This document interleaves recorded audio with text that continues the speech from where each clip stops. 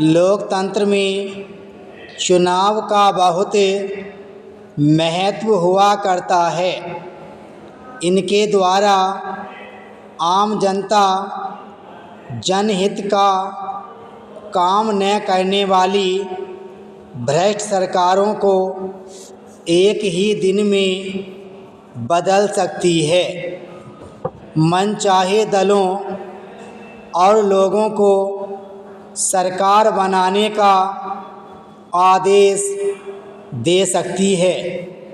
यह तो हुई उन चुनावों की बात जो केंद्र या प्रांतों में संसद और विधानसभाएं बनाने, सरकारें चलाने के लिए प्राय 5 वर्षों के बाद हुआ करते हैं।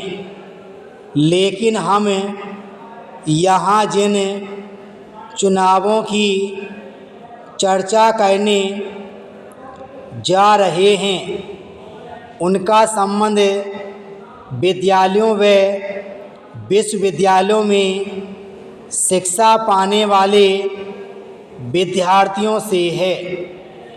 विद्यालयों विश्वविद्यालयों में हर शिक्षा सत्र के आरंभ में चुनाव कराने, छात्र परिषद बनाने की परंपरा का आरंभ स्वतंत्रता प्राप्ति के कुछ वर्ष बाद से ही हो गया था। अब तो यह एक नियम और आदत बन गया है। पैराचीन विद्यालयों आदि में चुनाव कराने की आखिर आवश्यकता और उद्देश्य क्या है? प्रश्न स्वाभाविक है और इसका उत्तर भी बड़े सहज ढंग से दिया जाता है। वह यह कि एक तो यह जनतंत्र का युग है जिसमें देश और संसार की राजनीति से कोई भी अलग नहीं रह सकता और चुनाव एक प्रकार की राजनीतिक प्रक्रिया ही है। दूसरे, आज के विद्यार्थियों ने ही कल के राजनेता बनकर चुनाव लड़ने हैं। जनतंत्र की व्यवस्था को चलाना और आगे बढ़ाना है। सो जो आगे चलकर कहना ज़रूरी है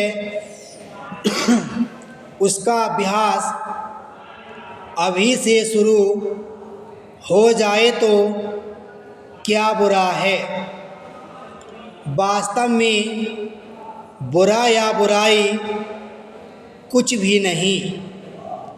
हाँ, बुराई उस ढंग में अवश्य है कि जो अपने चुनावों के अवसरों पर विद्यार्थी जानबूझकर या गलती से अपना लिया करते हैं। यदि उस ढंग का सुधार कर जनतंत्र में एक शिक्षा के अंग के रूप में चुनावों की प्रक्रिया को सहज भाव से लिया जाए तो अच्छा ही अच्छा। पैरा